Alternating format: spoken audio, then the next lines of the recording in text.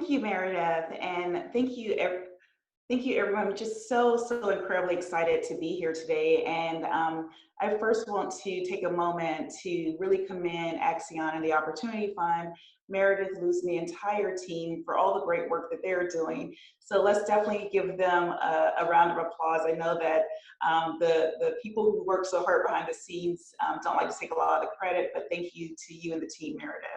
So as Meredith stated, my name is Monica McCoy, and I am just so incredibly excited to be here with each of you today. And before we get started, I wanted to make this a little interactive with each of you. So as Meredith stated, the chat box is going to be a great resource for you to get to know other people on the call today, and also for you to literally participate. So the first thing I want you to think about is, when you think about pitching, what does that mean to you? So when I think about pitching, and just type a quick response. It could be I freak out or I love it, whatever it is. I want you to quickly type that in the chat box so that we can see some of those responses. All right, looks like we've already got a couple coming in, folks who don't know where to start, get a little tongue-tied, get excited but get tense. Sell fast elevator. I feel like that's a common theme here with the pitching. I love it. Yeah, I'm seeing some of the responses too, and I love everything that I'm seeing. So yeah, so it's a variety of responses, from I get really stressed out, I'm scared, to I love it, attention grabber, share my passion, enthusiasm. So of course, depending on where you are with pitching, we literally are all over the board with our level of comfort. And so today we're going to take you on the journey to really make sure that you leave with some actionable insights to get more comfortable with it. So the next thing I want you to think about is that I know that we're in this new normal. I personally have not been on a plane this year, which is so unusual for me. My first trip that I had scheduled was right when everything shut down in March. And so literally I want you to think about, when everything is over, where is the first place you want to travel? So I personally am looking forward to going to Jamaica and sitting on the beach and just enjoying some great R&R. So what is that first place that you want to travel? And this is literally just meant to be a fun question, so don't overthink this. Just wherever I see Dubai, Italy, oh yes, Singer Island, Florida, Lori, lovely. Europe, Barbara, Hawaii, Vanessa, Paris, Margot, Manhattan, London, Mary, and Keela, Toronto, LA, Crystal, all right. Oh, Corey, I like that. Massachusetts, to see your family. So I know that all of us are ready to get back out there and do some fun things. But in the meanwhile, we have to adjust to our new normal, and we're going to really focus on being able to pitch our brands and our companies virtually. So literally, many people are like, Monica, where did this idea come from? Why should we care about this? And so today we're going to focus on why you should pitch, the entrepreneur's mindset, and mastering the art of the pitch. So literally, what is the opportunity here? Well, as Meredith stated, I have an extensive corporate background. I actually spent 15 years with the Coca-Cola Company. And if you look at this picture that is to the far left, I think that is the way that you guys are seeing it. Literally, it is literally one of my happiest times in corporate America, because this was a time where I actually got to do my first pitch as pretending to be an entrepreneur. So we had a startup weekend, and our team actually made it to a finalist in the competition and won fake funding for our company. So it was just such an exciting time. I was like, oh my gosh, I like this. I think I might want to go out here and do entrepreneurship full time. And so over the years, I've mentored founders, as you can see here in this middle picture. And then this picture that you see here to the far right is me actually hosting my first pitch session in my office, bringing founders in to teach them what we're going to do a very high level overview of today. So some good news and some bad news. So what's some of the not so good news is that unfortunately last year women founders only received 2.2% of venture capital funding. So if you think of the $110 billion that went out, less than 3 billion of that went to female founded teams. And the good news though is that we know that women entrepreneurs are producing higher returns on investments and literally are doing phenomenal things when it comes to running their business. And so really what we want to do today is get you to a point where you can get comfortable really telling your story, telling your value proposition, and really taking it to the next level. Here's what I want to really stress to each of you today. You must have an entrepreneurial mindset to succeed with pitching. Now, my husband happens to be a builder, and I love the homes that he builds. They're so beautiful. I mean, they're always just so incredibly beautiful. But when he starts it, I'm just always like, oh my gosh, it's literally just dirt. And literally that first thing that he has to do is make sure that the foundation is solid. And it's the same thing with pitching. Your foundation with pitching is going to be to make sure that you have the right mindset.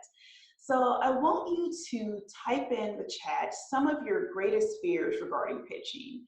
What are some of those greatest fears that you have? And like I said, just make these 1 or 2 two-word responses. You don't have to go into a ton of detail, but just type some of those things that we can quickly see. What are some of your greatest fears regarding pitching?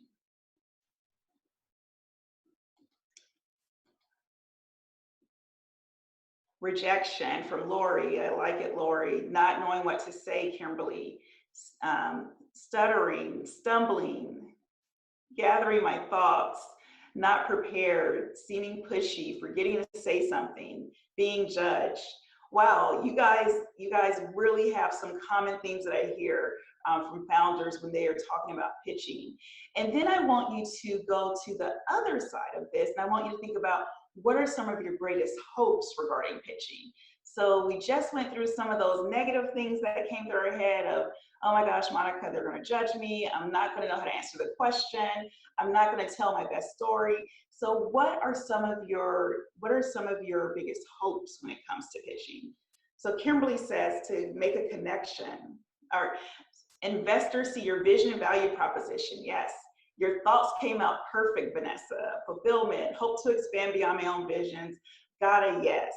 Absolutely. So those are some really great responses. And what I will say is that if you think about some of the common hopes and fears that we see, it's some of the same things that you guys said. You know, from a hopes perspective, secure funding for your business, to make sure that you're following your dream, being relevant in a very crowded market, making sure that you are leaving a legacy behind. And then some of those fears are some of the same that you guys expressed, you know, fear of failure, fear of not getting funded, disappointing yourself and other, not being taken seriously.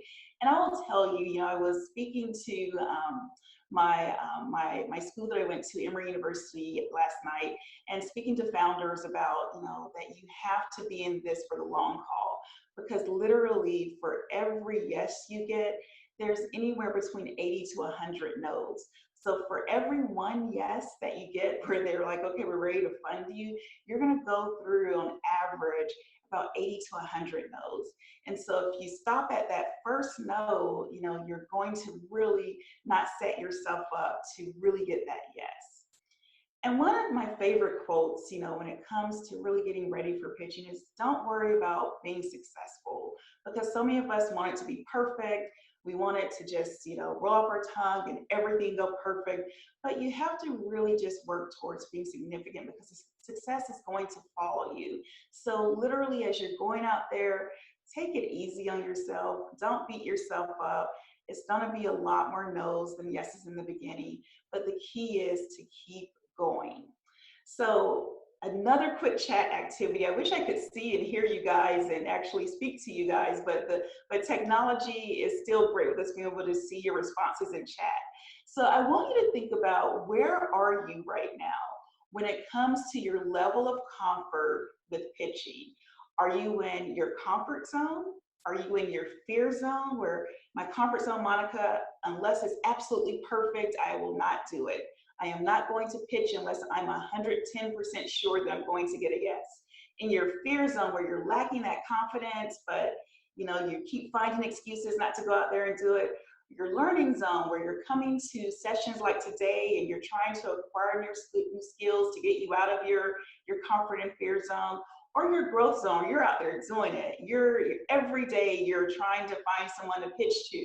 So where are you right now? Just quickly type in, comfort, fear, learning, or growth, because literally at the end of the day, we want to make sure that, if you are in your comfort zone, that you push yourself to that learning zone. If you're in your learning zone, you push yourself to your growth zone. And if in your growth zone, you just keep going to make sure that you're keeping yourself there day in and day out. And I'm seeing a lot of responses of learning and growth, comfort zone for sure. I love the honesty there.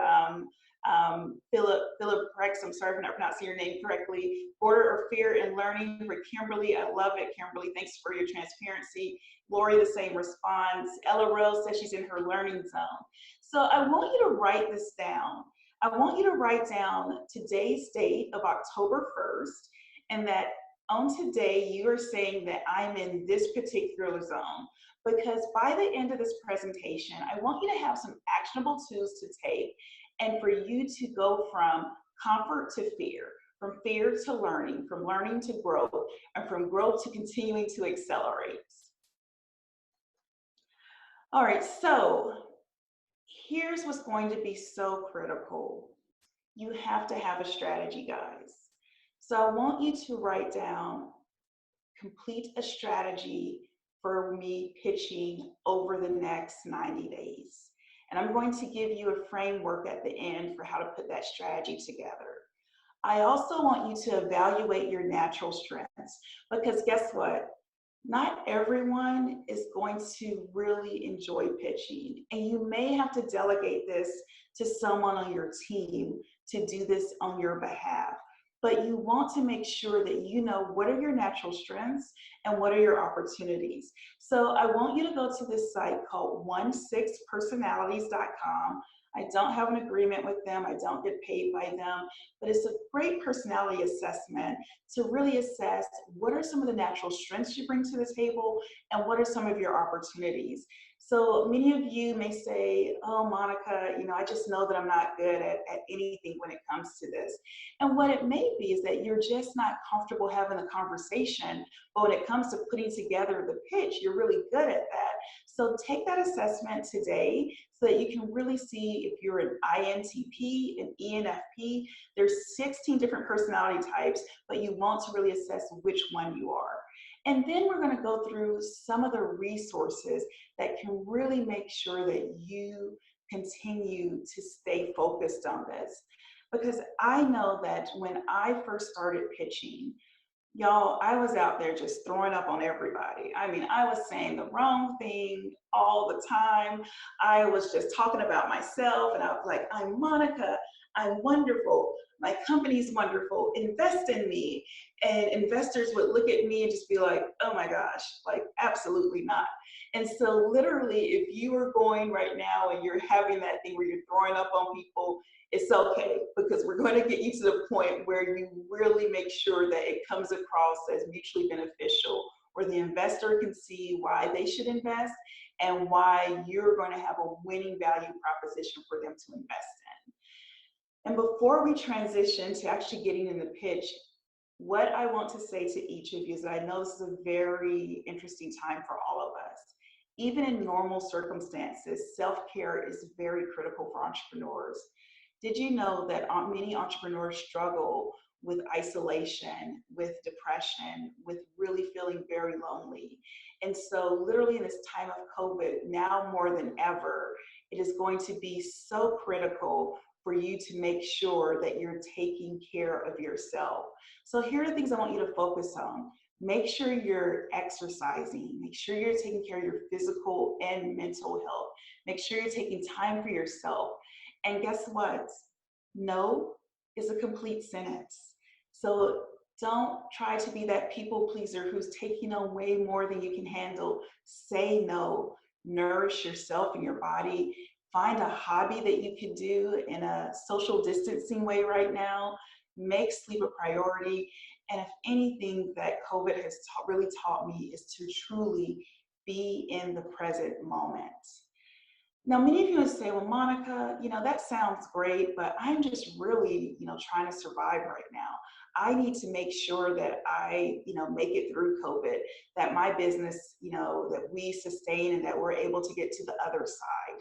And so I really want each of you to write down this phrase, unique value proposition, and the acronym is UVP. And so here's what happens. When I go and I pitch to Meredith and I say, hey, Meredith, my name is Monica McCoy and I'm the founder of Pitch University, and we are a phenomenal company. We are just out here doing great stuff, Meredith, and you need to take a chance on us. Meredith is going to be kind, but she's going to smile and not follow up with me ever again. You have to make sure that your customers understand why they want to do business with you, why they want to really take part in your service and or your product. Because if you cannot clearly define this, then it's going to be really hard for you to close the deal when you're pitching. And so here's the one thing that I would say to you. Think about the last time that you tried to talk to someone about your business. And think about, what did you say? How did they respond?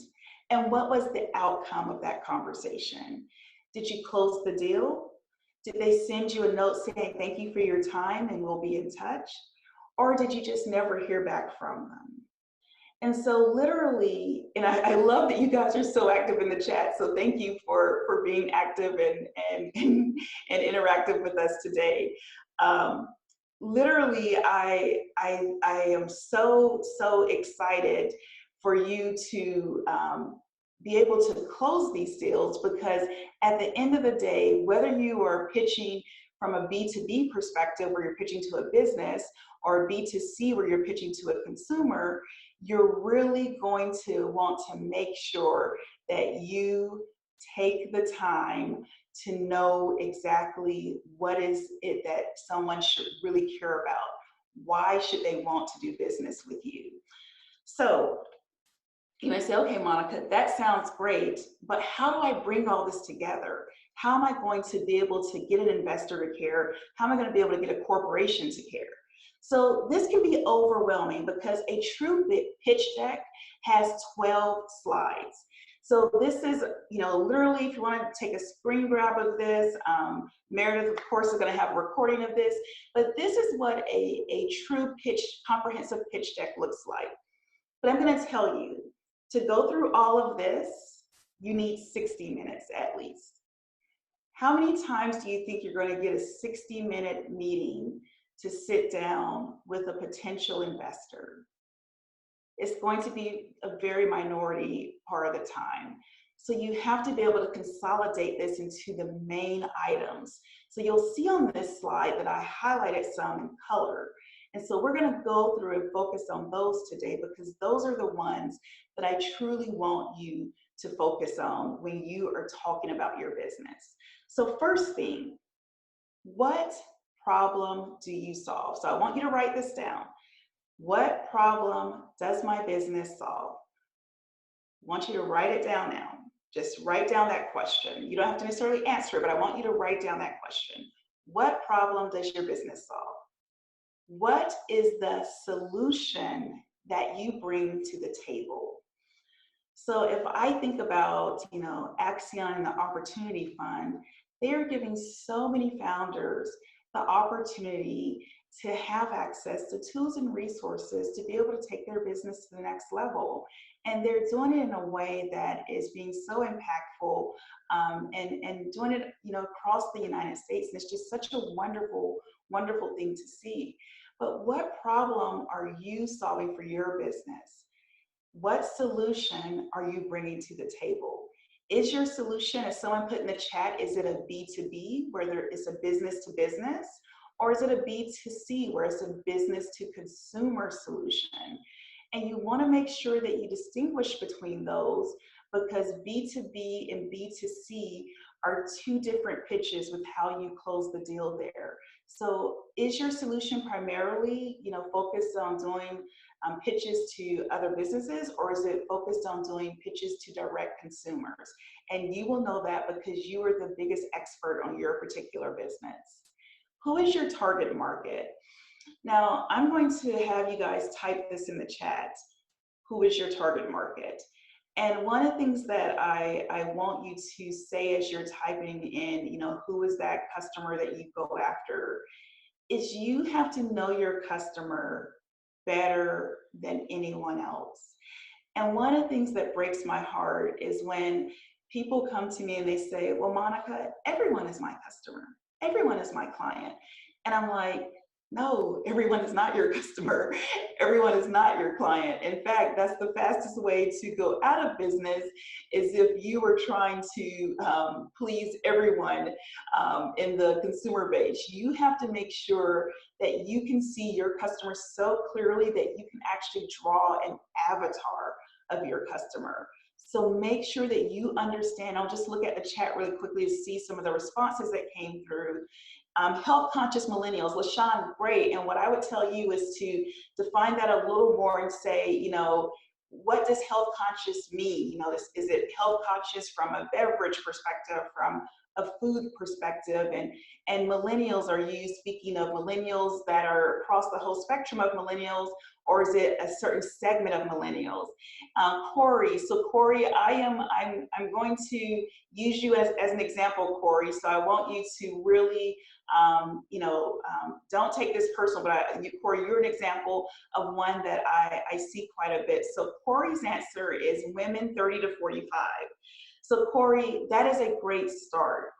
But what I want you to do is dig much deeper, because women 30 to 45 is such a big demographic. But I want you to think about what are some of the attributes of those women that really make them your target market. Is there a particular lifestyle habit? Are they moms? Are they single? Do they like to travel? Are they working? Are they soccer moms? Whatever that is, I want you to get as granular as you can, because literally, if you just say women in a certain age range, you're really putting yourself to be like this wide and not as narrow and focused as you can be. And so one that I see in the chat that I want to use as an example is Veronica. So Veronica has as her target market moms who travel with children, early nest, 0 to 8, top 25% income earners. So I want you guys to see the difference there, is that Veronica, you can visually see a mom who travels with children. The children are young kids, and then they're top 25% income earners. So she can literally draw that person out. You can literally see that person and know exactly who she's talking about. So my challenge to each of you is that if you're sort of in this sort of wide arena where it's like many people, I want you to try to get it as focused and as granular as you can with your target audience, and use Veronica Woodruff's example when she put moms who travel with the other attributes there in the chat. The final thing is your business model. So when you have a pitch, you do not want to end your pitch without getting to your business model, because what your target audiences, what your investors are going to care about is how can they make money. So your business model needs to explain, how do you make money? Are you a subscription model? Are you, someone where you literally are doing one-on-one contracts, where you're doing large contracts one at a time? Are you potentially, someone who only does direct to consumer, where everything is going direct to consumer? Are you an e-commerce business? Whatever it is, I need you to be as specific as possible with what is your business model? How do you make money? Because if you cannot clearly articulate how you make money, it's going to be hard for you to close the deal. And I say this as someone who has seen so many people spend so much time on the problem, the solution, the target market, and then when they get to this part, they have no clue. And this is where I'm also going to challenge you. know your numbers. You have to know your numbers. Cannot stress this enough. You have to know your financials.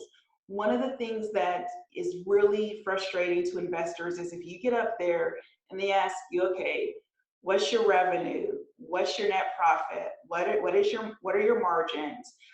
You know, tell me how your balance sheet is looking. How does your income statement look? How's your statement of cash flows looking? You know, what is your burn ratio? All these things, you have to have all these things in your head. And if you get up there and you look like this, they're going to immediately know that you don't know your numbers, and so they're not going to invest in you because you are a high risk and a potential low rate of return, since you don't even really know your financials. So please, if you don't know your numbers, make sure that you partner with someone, get someone on your team who can help you put together your basic financials and help you really understand how to speak your numbers. Because I can't stress more about this, is that if you're asking someone to invest $100,000, invest $1 million, or to close a deal with you doing $1 million contract, and you can't describe your financials, quite frankly, the deal is done and you're going to get the nice nod, thank you for coming, but you won't get a call back. Always end with a call to action. So even though it's a 4-point pitch, there's a 5th bonus thing. You have to make sure that you end with a call to action. So literally, you know, if you were trying to close a contract, make sure that you try to go ahead and close it in that meeting. So Bob, you know, it's been great talking to you today. At this point, we want to go ahead and propose that we start off with a pilot program for the next 6 months, and we will start that next month. Here's what the numbers look like, and our team is ready to go ahead and execute this beginning November 1st. All that we need at this point is to know directly who we'll be working with and to go ahead and get the paperwork over to you. And so Bob may say, okay, shoot the paperwork to Neil or to Melissa. Or Bob may say, okay, not quite ready, like what you guys are doing, want to study this a little more. Or they may say, nope, not interested at all. But whatever the answer is, if you don't ask, guess what? The answer is always no. So make sure that you end with that call to action.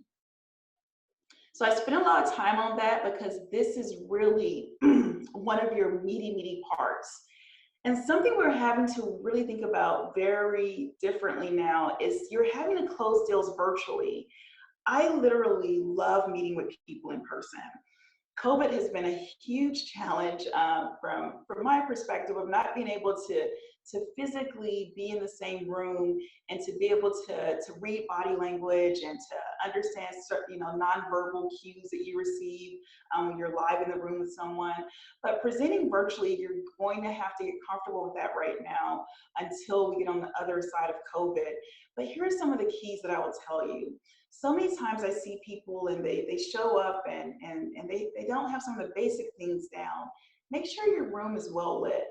If you have a room where the lighting is not good, do not pitch from that room. People want to be able to see you. They want to be able to say, okay, so I feel like I can trust this person. Make sure you're leveling your computer with your eyes. And look directly into your camera. I know a lot of times you want to be like looking here and here and looking here, but really look, because this is you trying to close a deal. So you want to make sure that you look directly in the camera.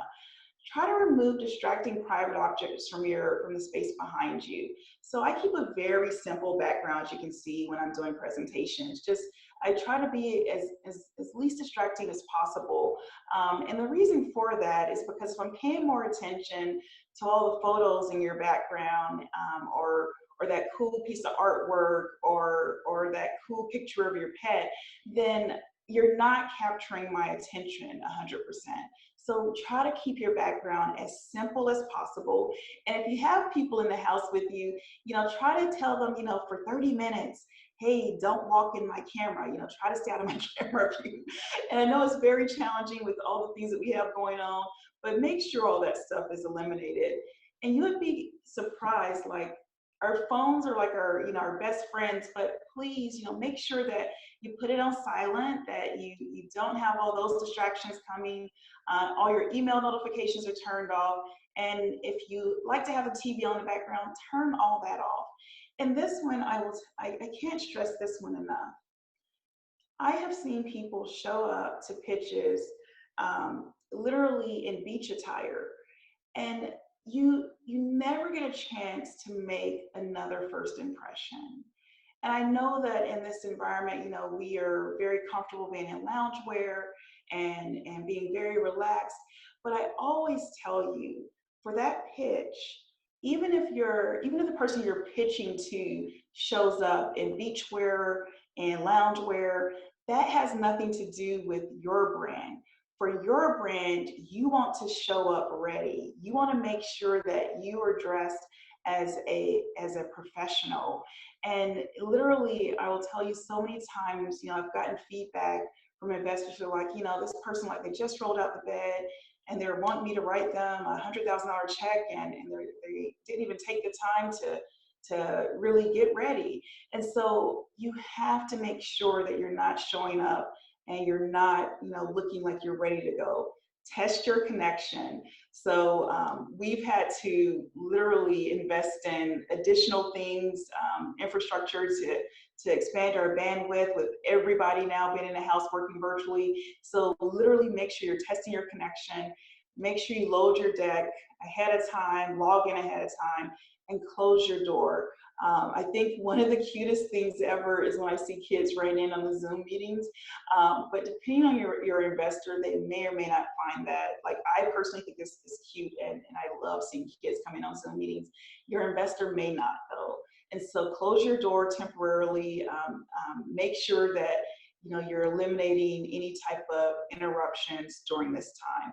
Because if you will follow these tips, you'll really set yourself up for a great virtual pitch and potentially a great close.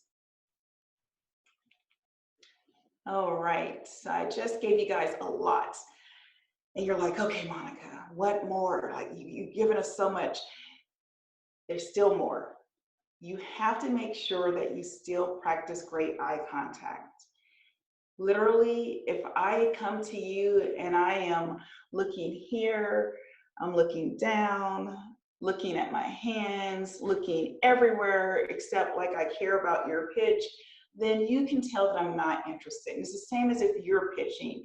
If you're looking everywhere but at the camera and really trying to convey, what your value proposition is and why the person should want to do business with you, they're going to be like, goodbye, because you can't even give me eye contact. Make sure you practice your vocal projection. And so I know it looks crazy, but go in your bathroom mirror and talk to yourself. Practice pitching to yourself in your bathroom mirror. Have your kids record you. Have your significant other record you pitching. Just make sure that you are coming across with a clear and loud vocal projection. Because if you go into the pitch and you're talking like this, and you're saying things like, I think you should do business with me, and I'm really excited about meeting with you today, no one's going to take you seriously. So you have to make sure that you have the vocal projection down. Now, gestures. So I'm going to give you guys just a funny story about me that when I first started public speaking, what I used to do. So I used to have hair down to here before I chopped it all off and just started wearing my hair really short. And I would go to meetings, and I would be like, and I'd be doing this and this, and I was shaking hair that wasn't there. And so literally look at some of the gestures that you're doing, because until someone pointed out to me that, Monica, you keep shaking your head and we're not really sure what you're doing. And I'll be like, oh, that's because I used to have hair and I cut it all off. And so I'm shaking it because I still think that I have hair to shake. So literally just look at, all of us have those funny gestures. I'm a hands person. I talk with my hands. I talk with my head too. Sometimes I do stuff like this and don't realize it. but look at yourself being recorded and you'll see some of those things that you're doing that you're not even realizing is going on. And posture, oh my gosh, your posture is so important because literally you want to convey confidence. You want to convey that you believe in your business, you believe in your service, you believe in your product. Because if you don't believe in it, they're not going to believe in it. And they can make an assessment in that first minute of your pitch of whether they are believing in you or not, or whether they're just like, yeah, this person doesn't believe in this. They're here giving all the right words, but this is all just lip service. There's really no belief behind this. So make sure that you believe in what you're doing, because if you don't believe in it, I promise you, you're not going to close the deal. And they can sniff it out very quickly. Practice, practice, practice. I can't convey that enough. Please practice, practice, practice, practice, practice, practice. All right, so one of the things that I want you to write down is on your paper, I want you to write down capital E with the arrow going down, and I want you to write capital EB with an arrow going up.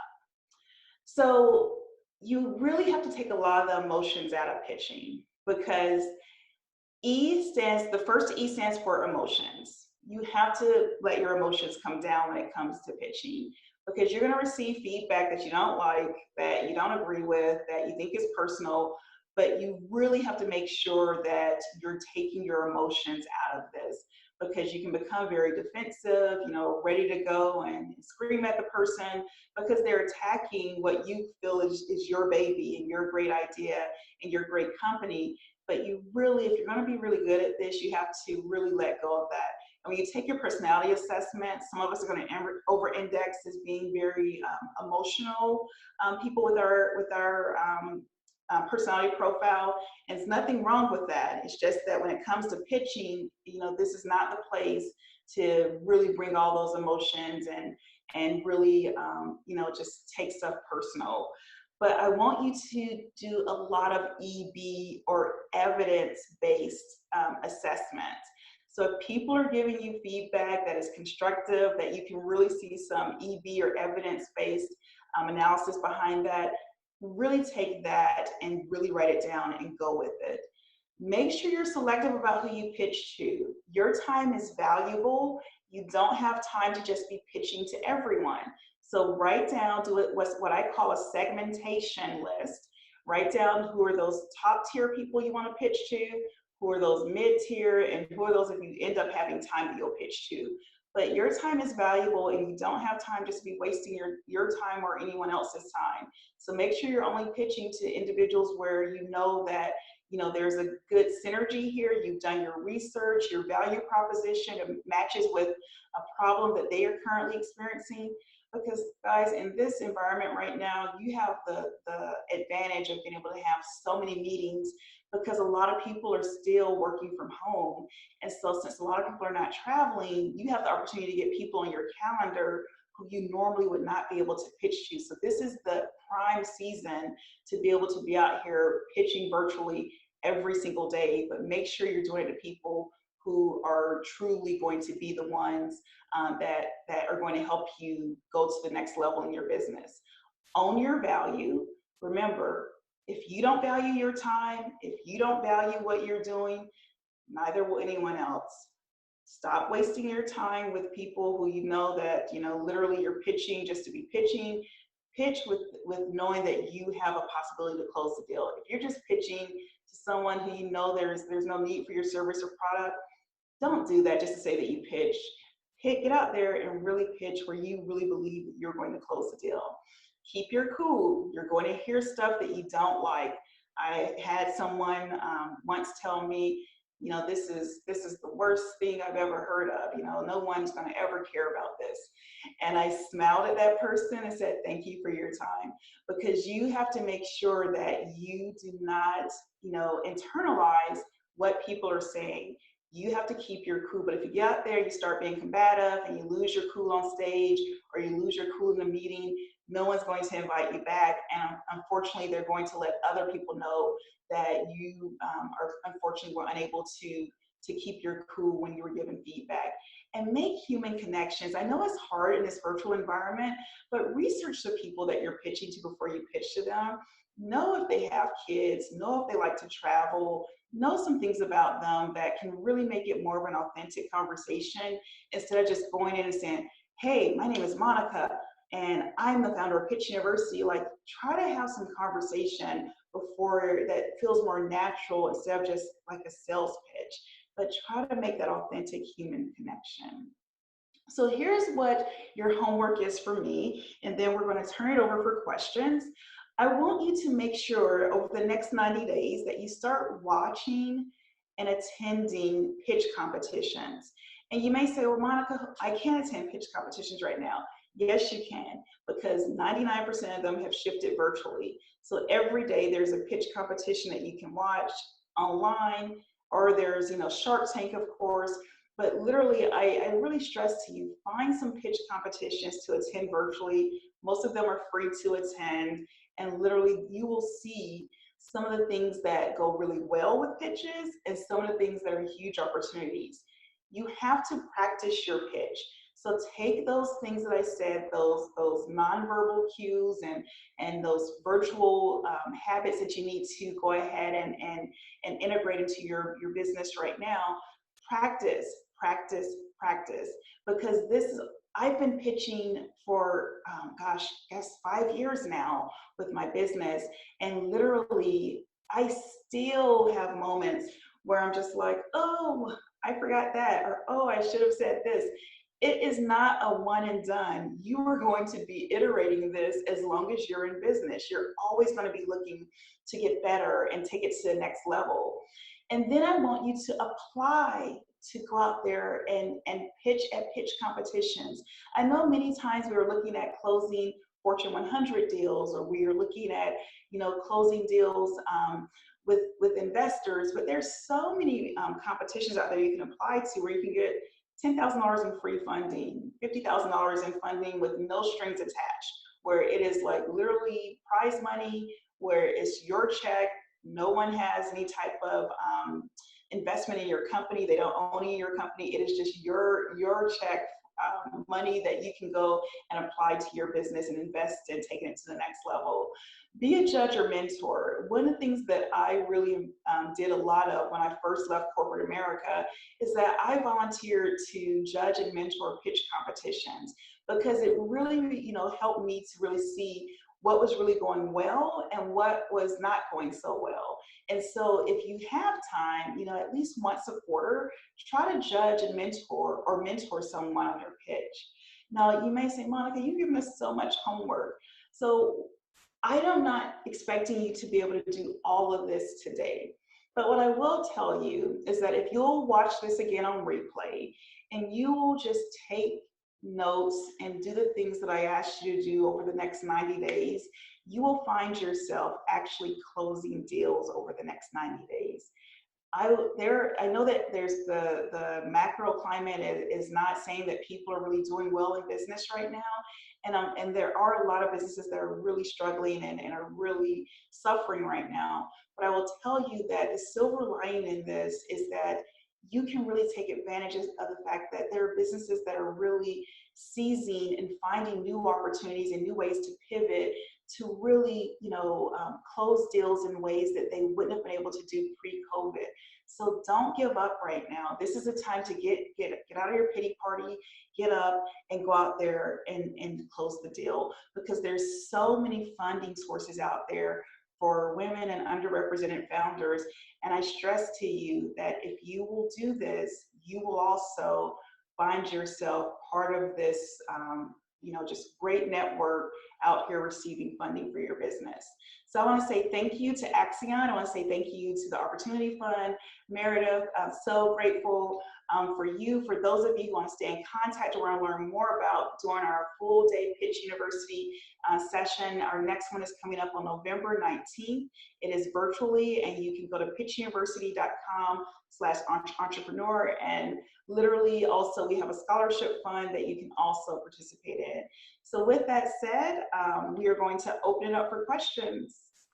Fantastic. Thank you so much, Monica. I feel like I learned so much from your presentation, and I really appreciate you taking the time to walk us through everything here. I really appreciate everybody who is joining as well. We're really excited to start discussing some of your questions now. So feel free to type those questions into the chat box, and we'll get to a few of those. The first thing I want to just kind of point out or get your thoughts on, Monica, I feel like going through the exercise of perfecting the pitch would really help a business owner for lots of different applications. I mean, the potential for using this for grant applications in this COVID time when lots of cities and states are giving out small business grants. You have your investor pitch, but you can rework that perfectly for another type of application. It really would help you in customer interactions. And so I think that there's lots of ways that we can continue to build on this kind of once you get the base pitch down. Do you find a lot of that adaptation going on right now? Absolutely. And so what I would say to everyone is that right now, it is such a great time to go out there and secure grants for your business because, as Meredith just said, there's so many Fortune 500 companies who are developing these large funds specifically for women and underrepresented founders to go out there and really apply for this funding to be able to literally just have it for your business to get you back to where you were pre-COVID. And so I know some individuals who are in a better position during this season than they were this time last year. So there's so many resources. I would say Accion does such a great job of putting those resources on their website. And also our team, we put COVID-19 resources on our site and share them on our email distribution list, but definitely make sure that you take advantage of these resources. There are too many to name, Meredith, as you know. There's just so many companies who have these huge funds, and I will tell you, if you're not applying for them, please put that as part of your strategy to make sure that you're applying for those grants. Absolutely. Such great advice. Such great advice.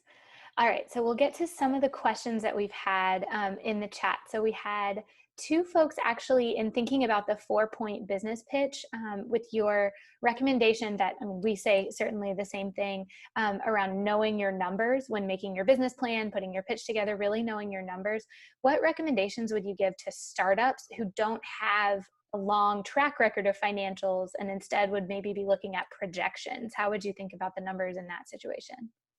Yeah, so your opportunity is huge because literally a lot of investors invest in what are called pre-revenue startups, and so that means that you actually have not closed a deal with anyone yet, but you have built out a business model and you have what's called a traction model that shows what you project for your business to do over the next 4 to 5 years. So even though you may be at zero revenue in 2020, 2021, you could say, okay, 2021, I'm going to have 1,000 subscribers of my service, and we're looking at being at $500,000 revenue.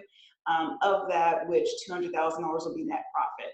And so you have to make sure that you understand your projections, understand your financials, and understand what is the potential of that business to scale, especially if you're a tech-enabled business. If you can show, and it's literally, especially for those who are doing service, if you have not heard the term SaaS, service as a software. So you want to make sure that you literally are aware that you have the ability to scale quickly because you have a technology solution that can really help close that gap pretty quickly. So don't be discouraged if you're pre-revenue. A lot of companies get funding before they generate their first transaction. Great advice. Great advice. Yeah, absolutely. I feel like the projection piece, as long as you can back it up, as you're saying, then folks are going to be just as excited about your business at that point in time. Yeah. All right. We have a couple more questions here around funds that small business owners can apply to right now. So there, as Monica said, there are too many to name. And Monica, I'd welcome if you have any specific funds that maybe you're involved in or know about. But just from our perspective at Accion and Opportunity Fund, we definitely encourage people to check out their local, either statewide or for your local municipality. So city governments and sometimes county governments are using some federally allocated funds to help small businesses in their specific communities. So we have a national audience joining us today, so it's a little bit tough to say, go to the Illinois state, whatever. But if you don't live in Illinois, it's not helpful. So definitely check out I'll give some high level. So everyone, there's a chamber in your area, a chamber of commerce. So make sure that you have a relationship with your chamber. I mean, they have a ton of resources there. And then like literally just make sure that you're tapping into the local founder networking resources in your community, because I promise you all those local resources that Meredith just mentioned are there. Offline, if you want to connect with me on LinkedIn, I'll be happy to share more specifics, but due to just the time sensitivity today, it's way too many to go through, but there are hundreds of grants out there that are available right now where they're looking for people to apply to secure that funding. And I just would encourage you to make sure that you also stay abreast of everything on the Accion website, because they do an amazing job with providing so many resources. And I would say that it's literally a great one-stop shop where you really want to bookmark that page to make sure that you're accessing all the great resources that they put out on a daily basis. Thank you. Yeah, we try to do our very best to pull those together for folks. And so I certainly recommend also thinking about if there are industry specific grant opportunities. So for instance, I know that Glossier had a really interesting grant competition for beauty founders. So there are certain industry sort of titans or industry leader companies that are doing things specific within a certain segment. So look to your leaders in that space and just, continue to ask those questions. I also will just mention, folks, you're welcome to continue to put some questions into the chat for us. But quickly, I want to mention, speaking of additional resources, we do have another webinar coming up at the end of this month about cash flow management. So if it would be helpful to you in thinking through the numbers and the specifics of your pitch to join our cash flow management webinar, I'm going to drop a link in the chat so you can sign up for that webinar as well, just to continue to pull your resources together. So there's the link for the next webinar we have on October 29th. So we've got a couple more questions here, just a few more minutes. Thank you for your time again, Monica. So we had one question from Margot that I think would be interesting about targeting the audience. If your business has maybe two different kind of modes of operation. So Margot's question is about if you have a B2B audience that you could target, or you could potentially also have a B2C audience, how would you incorporate that sort of distinction in your pitch? Yeah, so basically Margot, you have what's called a hybrid model. So you would and what I would do is I would look at your revenue stream, look at your balance sheet, look at your P&L. Your P&L is also the same as your income statement. And then also look at your cash flow and analyze where is the majority of your revenue coming, because what they're going to want to know from a segmentation perspective is, are you 90% B2B and then 10% B2C, or is it vice versa? So you want to make sure that you really make some decisions to say, do I need to stay B2B or B2C? I mean, do I need to stay both, or should I really go ahead and focus primarily on one? Because if you're like 95% B2B and 5% B2C, you might want to think about really saying, is it really worth your time and energy to continue on that path that is not bringing in as much business to your bottom line? That makes a ton of sense. And that's helpful for the pitch, but also just managing the business, making those decisions. Yes, absolutely. All right. Well, thank you so much for your time, everybody who's joined us. I appreciate everybody being so active in the chat and really participating and making this conversation so helpful. And Monica, I can't thank you enough for sharing all of this expertise. It's such valuable information. And I can't imagine anything more helpful when it comes to pitching, especially during this difficult time. So thank you for that. And We will send the recording out to everybody shortly this afternoon, and really appreciate it. And we'll see you for our next webinar. All right. Bye, everyone. Such a pleasure meeting everyone. Thank you. Have a good day. Bye-bye.